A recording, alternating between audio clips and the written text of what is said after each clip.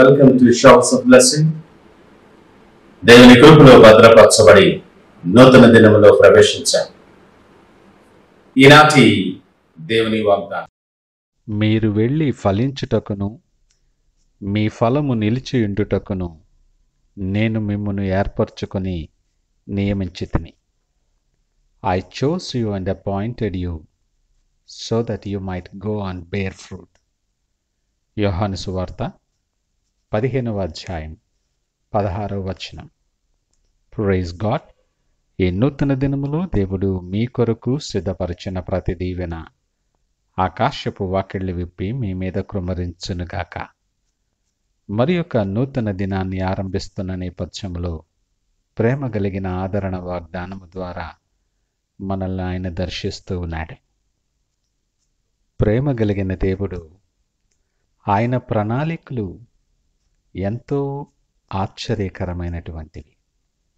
కృపాక్షేమములు మన వెంట ఉంచి మనం మేలు కోరుకునే దేవుడు ఆయన. నీవు పొందుకున్న ప్రతి ఆశీర్వాదం నిత్యము నీతో నిలిచి ఉండాలని, నీవు బహుగా ఫలించాలని ఇష్టపడే గొప్ప దేవుడు ఆయన. ఆయన నామము కలిగిన బిడ్డలుగా ఆయన సన్నిధిలో నిలిచి ఉండి విశ్వాసములో నీవు బలపడి నిత్యము వెలుగుచు ఆయనను అనేక మందికి ప్రకటిస్తూ ఆయన ప్రేమను ప్రతిఫలింపచేస్తూ నీవు ఫలించాలని దేవుడు మాట్లాడుతూ ఉన్నాడు. ప్రతి విషయములో కూడా నీవు ఫలించాలని ఆయన ప్రణాళిక. ఆ ఫలము నిత్యము నీతో నిలిచి ఉండాలని ఆయన ఉద్దేశం.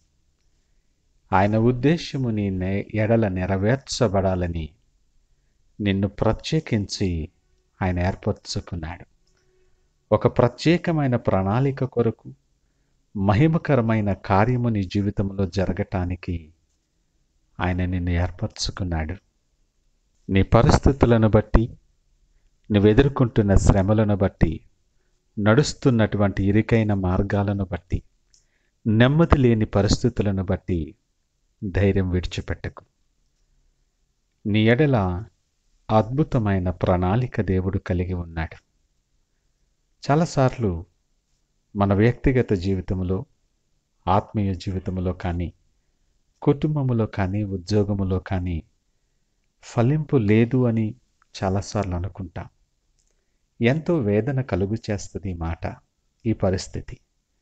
ఒకవేళ ఈ మాట వింటున్న నీవు అలాంటి వేదనలో నిలిచుండి దిగులు చెందుతున్నావేమో. నిన్ను కలవరపెట్టేది, నీకు వేదన కలుగు చేసేది ఈ మాటే అయి ఉంటే దేవుడు నీతోనే సూటిగా మాట్లాడుతున్నాడు.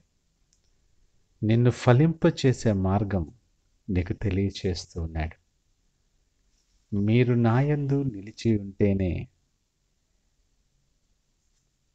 నేను ఎవని యందు నిలిచి ఉంటునో వాడు బహుగా ఫలించును అంటున్నాడు.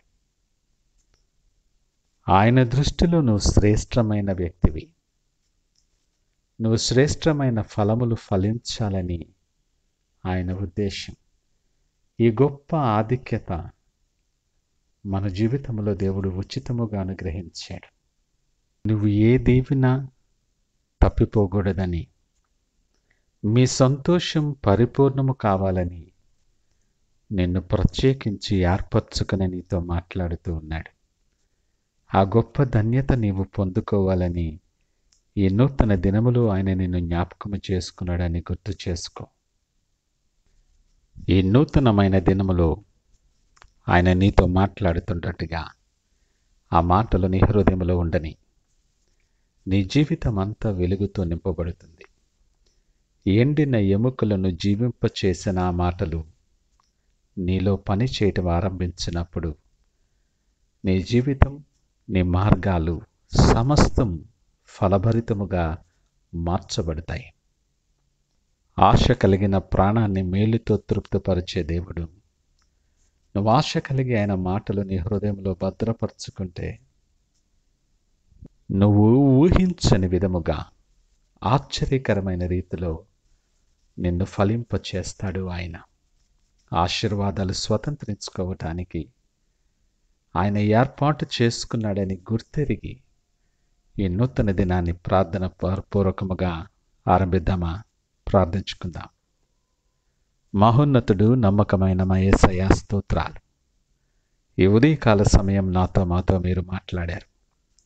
నీ ఆశ్చర్యకరమైన ప్రణాళికలు మా ఎడల మీరు కలిగి ఉన్న నీ ప్రేమ చొప్పున మీకు కృతజ్ఞతాస్తుతులు తెలియచేస్తూ ఉన్నాం. యోగ్యత లేనటువంటి మా జీవితాలలో మమ్మలను ఫలించటానికి, ఆ ఫలములు మా జీవితములో నిత్యము నిలిచి ఉండటానికి మమ్మలను ప్రత్యేకించి నువ్వు ఏర్పరచుకున్న నీ వాత్సల్యతను బట్టి మీకు వందనాలు, స్తోత్రాలు. మేము దిగులు చెందక, ధైర్యాన్ని విడిచిపెట్టక, నీ మార్గములో నీ మాట చొప్పున మేము జీవించే పరిస్థితి మాకు అనుగ్రహించి, ఆటంకముగా ఉన్న ప్రతి శోధన నుండి దూరపరిచి, నీ వెలుగుతో, నీ శక్తితో, నీ ఫలింపుతో మమ్మల్ని నింపి మీరే మహిమ, ఘనత, ప్రభావాలు పొందమని యేసు నామమున అడిగి వేడుకొనుచున్నాము తండ్రి. ఆమేన్. God bless you.